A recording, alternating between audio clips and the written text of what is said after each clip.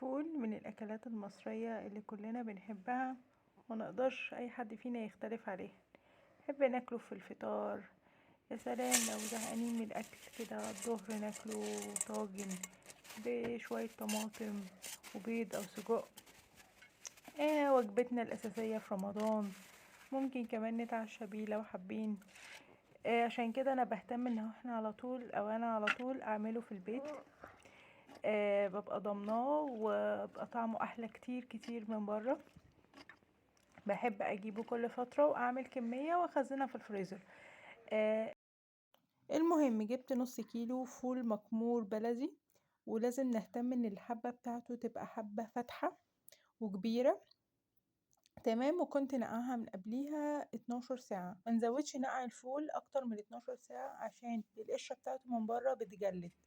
ننقعه من بالليل بقى ونصحى نسويه بدري كده قبل الفطار، او لو حابين نبقى نقعينه ونسويه فترة الليل. بس لازم نكون مهتمين ان كل شوية نشرف عليه عشان هو بيحتاج ان احنا نزود له مية.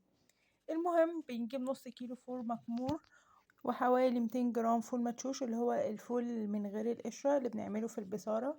وبحب انا احط حوالي 50 جرام حمص بنبقى نقعينه قبليها طبعا مع الفول، و50 جرام برضو كعدس. هنسويهم على الهادي، وانا بحب اغطي وشه بشريحتين برتقال ليمون او برتقان واشيلهم في الوسط عشان ما يمرروش. بيقعد معانا حوالي على النار من 4 ل5 ساعات، وفي الوسط بنحتاج نزود له ميه مرتين او 3. عايزه اقول لكم الفواله او القدره دي مش بتاعتي، دي من التراث. انا خدتها من بيت والدتي. هي عزيزه عليا. ومحتفظه بيها وبستخدمها. اللي ما عندوش فواله ممكن يعملها في حله ضغط لو متاح عنده حله ضغط او في حله عاديه. المهم ان انا عملته سبته يهدى وبعد كده وزعته في علب. والنهارده بقى الجمعه. قلت بقى نعمل فطار حلو كده بالفول اللي احنا عملناه ده كده مع شويه بيض مسلوق وكام قرص طعميه محمرين كده. انا برضو من عشاق ان انا اعمل الطعميه في البيت. بس انا كنت مستعجله فبجيب العجينه وبعملها في الفرن او بقليها.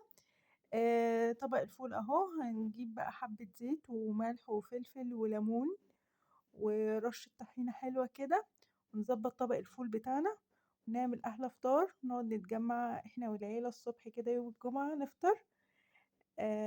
الفول ده اكلات الجميله قوي اللي ما ينفعش يوم جمعه نعدي من غير ما ناكله. وانا عن نفسي بحب لما ابقى زهقانه من الغدا اعمل شويه فول كده بالطماطم والفلفل وحبه توم كده طاجن، احطه في الفرن. من الاكلات الظريفه قوي. اشوفكم على خير. بحبكم. جمعه سعيده. باي باي.